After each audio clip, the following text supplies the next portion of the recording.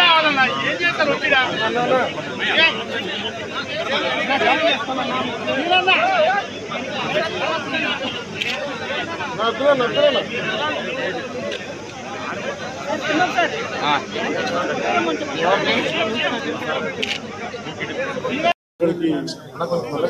మంత్రివర్గం అందరం ఉన్నాం ఇక్కడ అందరం కూర్చొని మేము ముగ్గురం కూర్చొని ఇందాక గౌరవ ముఖ్యమంత్రి గారి సూచనల మేరకు ఇందాక సోదరులు మన లోకేష్ గారు చెప్పినట్టుగా దాదాపు 50 లక్షలు ఎక్స్గ్రేషియా ప్రకటిస్తా ఉన్నారు.